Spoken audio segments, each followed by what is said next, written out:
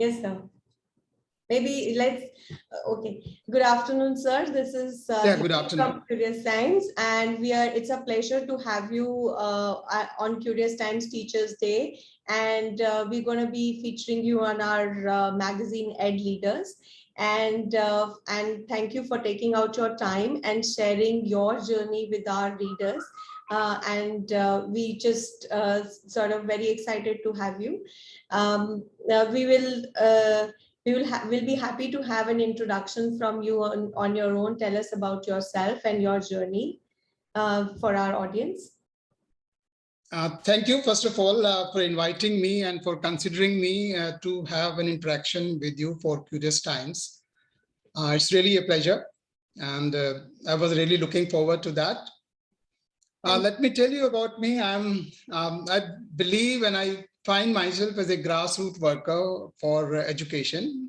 I belong to a village not very far from Delhi in district Baghpat of Uttar Pradesh. My village is about 75 kilometers from Delhi. Though I was born there, but I was brought up in Delhi. Okay.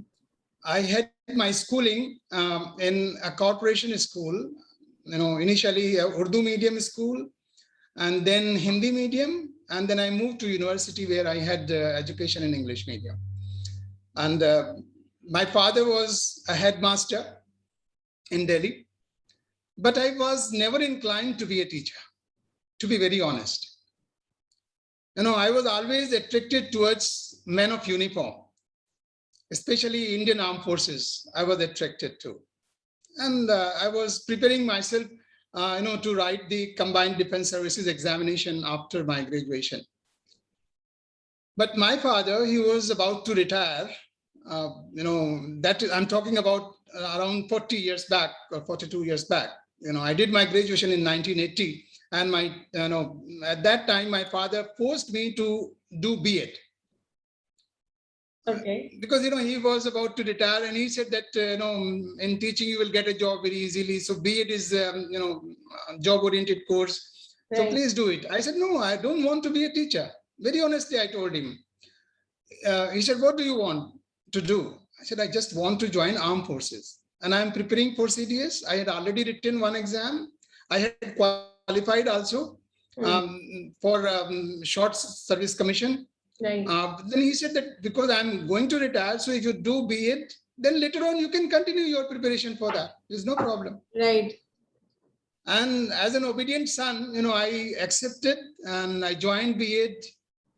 And fortunately, immediately after B.Ed, I was selected for Sainik school, which are run by Ministry of Defense. Correct. I didn't want to join, but my father said, no, you wanted to join armed forces. You are getting a job in Sainik school.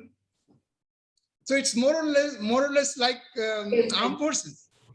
So go and join, and I'm going to retire. Actually, the same month, I joined as a teacher at the age of 21 plus in 1982. Right. Exactly August, 2nd August 1982, I joined in Sainik School, Chittorgarh. Okay. Now I have completed 39 years. No, because I was forced into that. But, the campus life, because it was a boarding school. Right. A boarding school for boys, Ministry of Defense, strict discipline, wonderful environment. We had everything what is required for education. Right.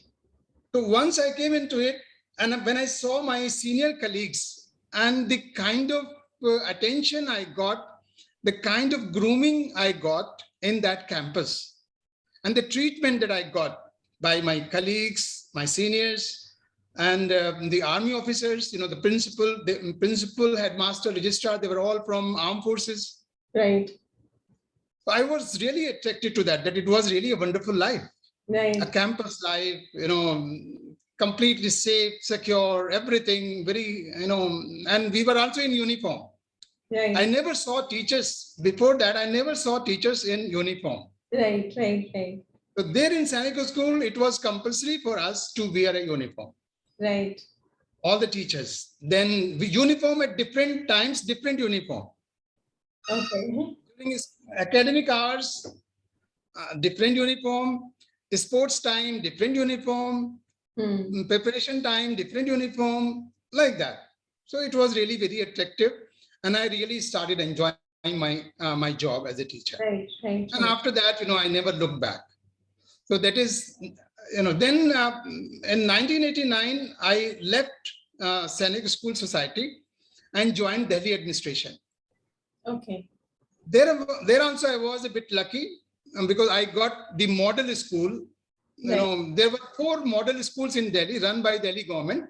Right. So I was appointed in one of those schools. That was maybe you might have heard about government model school, Ludlow Castle. Okay. They were in civil lines area. Okay. So they were the best among the government schools. So there also it was fine. But then due to some reasons, there was no promotional avenues in government. So I resigned from the government job and came into private sector and joined Hamdard Public School for some time as vice principal administration. Okay. Then, it is entirely different to the way we work in government and the way we work in private. Right, right, right. People were, they were frightening me. They were saying that you are going to private sector. It's not easy to work in private sector. Job is more secure in governments. I said, I don't want to live for pensions. If I know my work, then I can surely work, and I want to do something else. It's not just working and then by the time you retire, you get pensions. Right. So then from Hamdard, I moved to Dubai as an education officer for a group of schools. Right.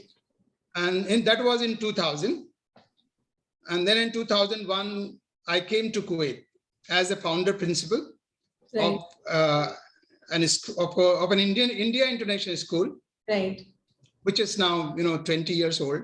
Right. And then presently, I'm the founder, director, and principal of Salmiya Indian Model School, Kuwait. Right. So that is my journey as a teacher, and I believe that I am a teacher, and I really love my profession, and I am proud to be a teacher. Yeah, that's lovely.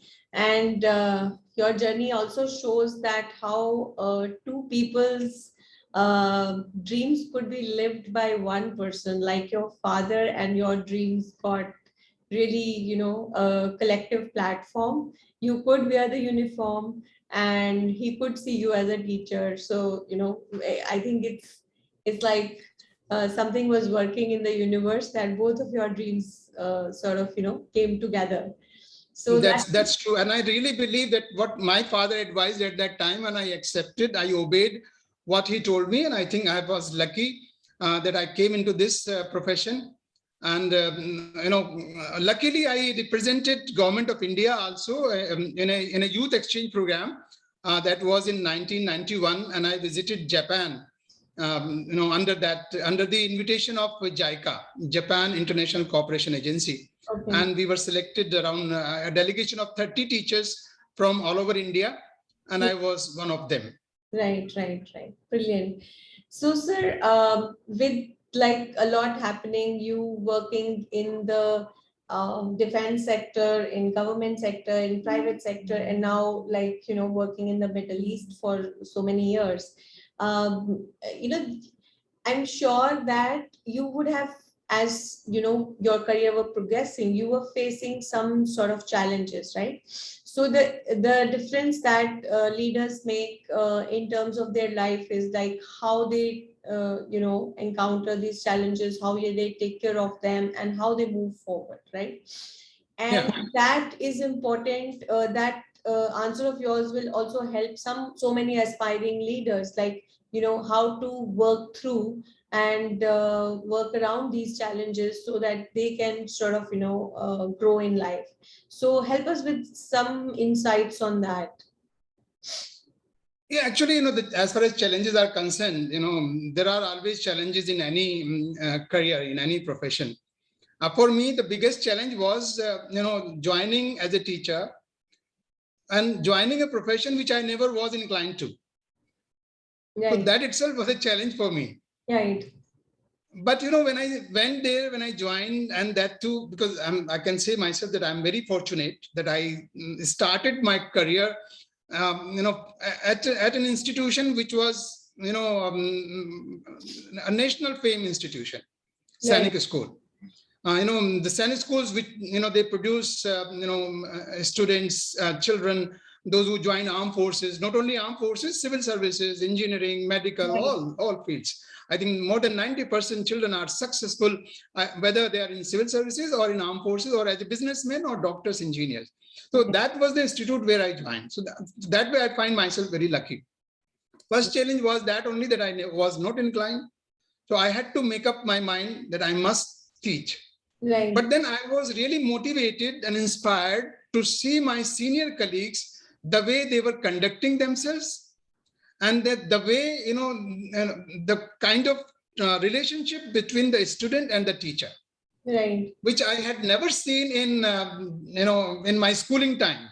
Right. Whether I was in corporation or in Delhi administration, in a schooling time, I had never seen that kind of relationship, which I saw in that boarding school. Right. That really inspired me and motivated me that I should continue in this profession, and I started loving that. Right. That was one thing. So there was no issue. Sainik School was wonderful, and I still really miss that life, the campus life that we used to have. But when I moved to Delhi, another challenge I faced. It was entirely a different life. Right. Coming from boarding school, and that to armed forces background, and coming to Delhi administration, and that too in a resettlement college. For 1 year, I was posted in a resettlement colony. Right. That was, the school building was very nice, but the most of the children were coming from Juggi clusters. The teachers, the attitude was entirely different. The way teachers behaved in government school was entirely different. Right. I never thought that teachers would behave like that. Because, in Sainik School, teachers conducted themselves entirely in a different manner. Right. Here it was a different scene. One day I'll just narrate one small incident to you. I have a friend who is working with a very big group. Now she's director of academics with a very big group in India. Right. She was my friend, and one day she happened to come to that school where I was working. That was only for 1 year. Right. That was in Trans Yamuna area. She came, and that time was the break time. She went to the principal's office and asked about me. The principal sent her to the staff room. When she came to the staff room, it was horrible. The way teachers were laughing, joking, and smoking, the staff room was full of smoke. She, I just went out to meet her. She said, "Anis, no, you are not meant for this. No. This place is not suitable for you."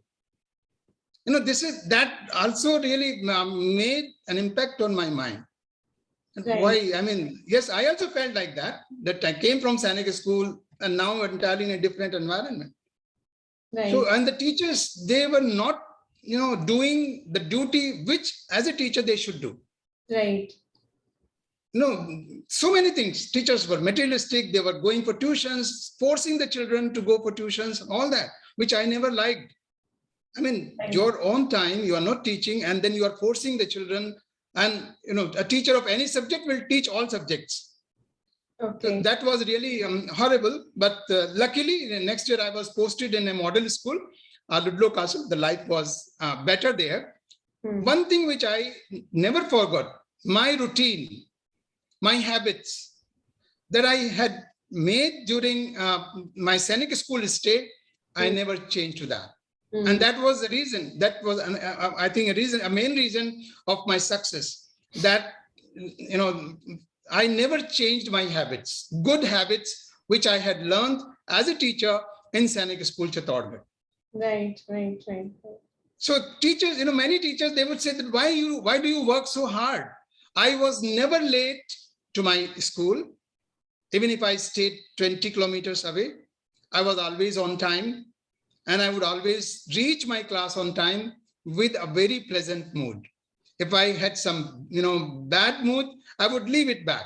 In classroom, I would always be smiling and, would be going with a very happy mood. So the children, that matters a lot. When you enter the class, when you smile, when you greet them, that changes the whole thing in the classroom. Right, true. So those things were really difficult in government school. And sometimes my own colleagues, they would call me mad. Why do you work so hard like this? What is the need? Just come, do your duty and go. That's all. I used to call my children on Sunday also. Right. Sometimes. So that is, these were some of the challenges. But then, if you continue what you believe, the way you work, if you continue doing that, I think that would bring you all success, and you can achieve what exactly you want to achieve. Right. So, sir, I know you summarized like whatever your challenges were and your suggestions, but we are currently sitting in 2021. What are your you've seen a long journey, you've come a long way from where you started, how schools were structured, to now being here with, I'm sure, with better infrastructure. Schools are running in a very different way.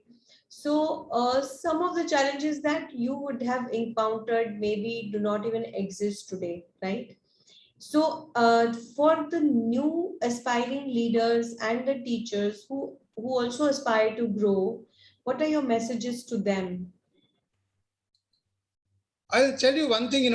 There are two things which I have never forgotten. From Sainik School, and I would like to share that with you.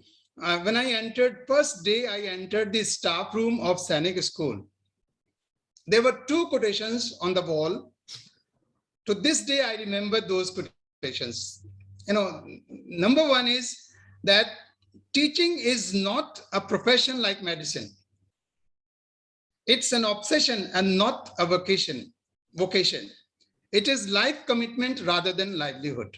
If you take your profession as life commitment, you are a teacher. When we say very proudly that teachers are the builder of nation. Right. But do we really do that? Are we really committed? Are we materialistic? What are we doing? Are we really doing our job? When I go to the classroom for 30 minutes or 40 minutes, am I really teaching? And teaching is not, confined only to the textbooks. Teaching is not confined only to the syllabus that you have to cover. It is beyond the classroom. You have to do so many things. So the teachers, there the problem lies that the teachers, when they think that their job is only to cover the syllabus, their job is only to teach whatever is given in the textbook, whether it is one textbook or two or three, they just finish that. That is the real problem. No, it's not. It is not required.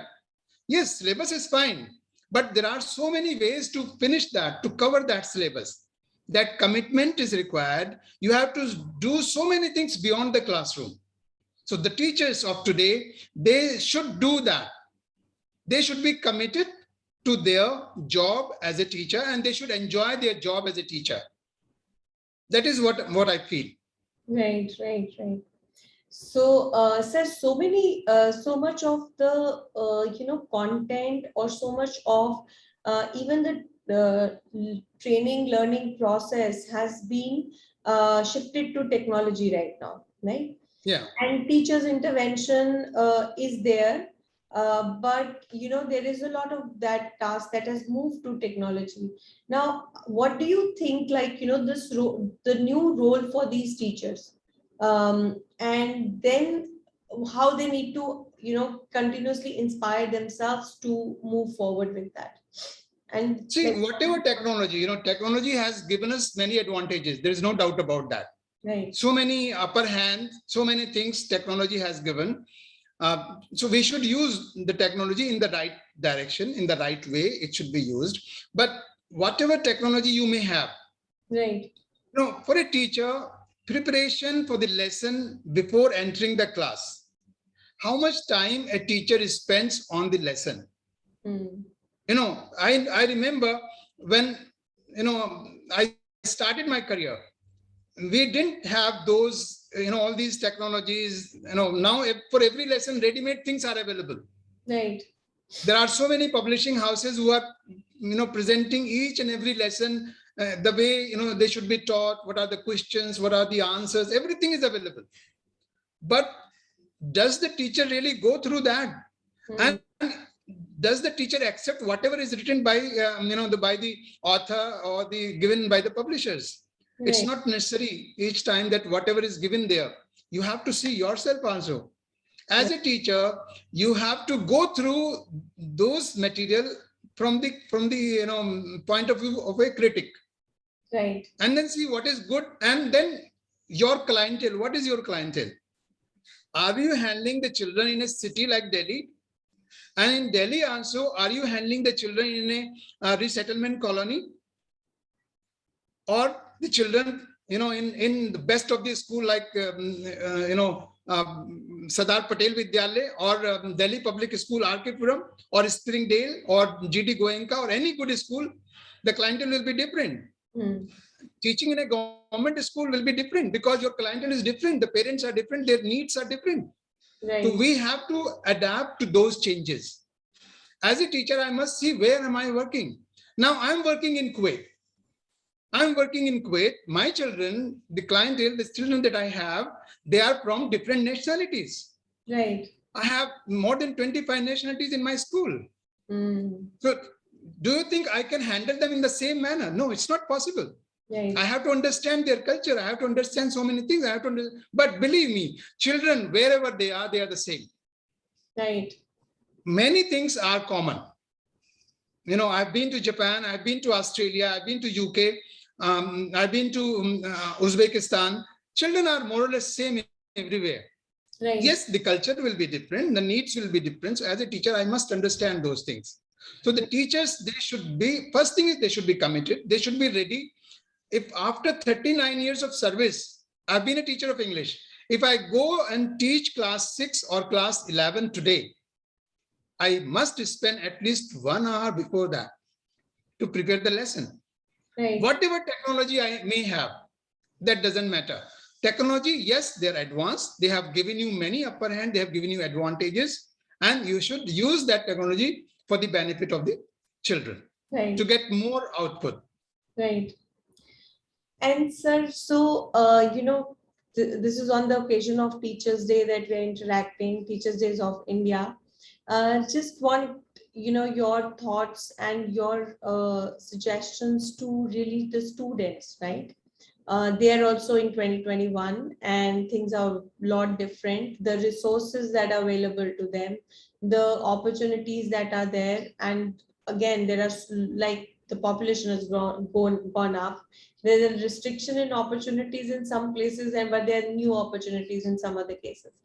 What is your sort of, word for children today?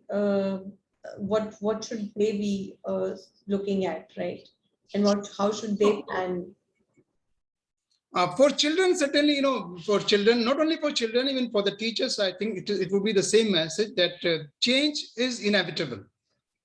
You have to adapt to the change and accept where you are. Especially for the teacher, I've seen many teachers, they just come, they join, sometimes just because they think it is just to pass their time. Teaching is not a job where you come to pass your time. No, remember, you are handling the children who are the future of the world. Right. That is in your hand. So the teachers have to, adjust, accept where they are, and then give more than 100%. They should be teacher by choice, not by force. Correct. Yes, you have accepted. Now you have accepted, whether it is private sector or government sector or any sector, you have accepted the job, you have come here, now give your 100%. Right. Do your best in the profession and enjoy it. And then naturally, you will be loved by children. Wherever you are, wherever you go, you are leaving it today. My students, they are my children, and, they're anywhere in the world, different parts of the world. Go to any country, you will find that is the best asset of the teacher. Right. That he will find his children anywhere, in any field. Right. We should know that, and we should be proud of that. Right. And we should feel pride in telling that I'm a teacher. Right. I've heard Dr. APJ Abdul Kalam saying very proudly, I'm a teacher. This is what he used to say. Yes, definitely. And he became, the first citizen of the country. Correct, correct. Yes. So my message would be that please feel proud to be a teacher. And for the students, yes, you have to adapt to the changes which are taking place. Sometimes the students are smarter than the teachers. Yeah, correct. Sir, wonderful talking to you. We will stay in touch with you and we will have more conversations with you, though we could be sitting in a different country. But yeah, because Curious Times is now almost working with 50 plus schools in the Gulf itself. So we will continue to stay in touch with you. And from my team and from myself, I wish you, your school teachers, and all of you a very happy Teachers' Day. And we will surely be featuring you on Ed Leaders and also on our YouTube channel. Thank you. Thank you. And while going, I would be sharing one more thing, that though I'm in Kuwait, I'm in Gulf for the last 21 years. I'm still related to I've not forgotten my roots. I'm working there in my village. We are running a school, and we are going to make one international standard school in the village, which is under construction. We have a society, we have a trust, New India Education Trust. Okay. And we are going to make a school. The name of the school is International Academy of Scholars. In short, it will be IAS. And we are having the plan that in the rural area, in the village, we will provide them that quality education, which in any city they will get. That is my dream. And I'm sure the dream project will take off from, in the month of April, 2022. So the school will become operational then? Yes, in April 22, it will start functioning. Okay, congratulations. From the month of October, the admission and registration procedure will start. Oh, congratulations. That's a great thing. Sir, we did receive... I firmly believe that we should give back to the society, that society we belong to. I very firmly believe that. Yes, sir. That is wonderful. Sir, we did receive a small response from you for your interview to be published. I would request that, you give us some of these inputs that you just shared with me on the call. Yeah. Through that also, and I'll send you a separate email for that. But I think this is very impressive in terms of, and that's how it, a leader is differentiated from everybody who just does the job and earns a pension. I think this journey of yours needs to be featured. I think we talk about your schools, and my heartiest congratulations to the new school that you've developed in Bagpat, and your vision to give back to the society. I think all your experiences from Sainik School, from government schools, from the private schools, and the international schools, I think that has made all of this possible. Many congratulations for your new school and for your journey, sir. Thank you. Thank you for that. So much. Thank you. Thank you so much, sir. Sure. Okay.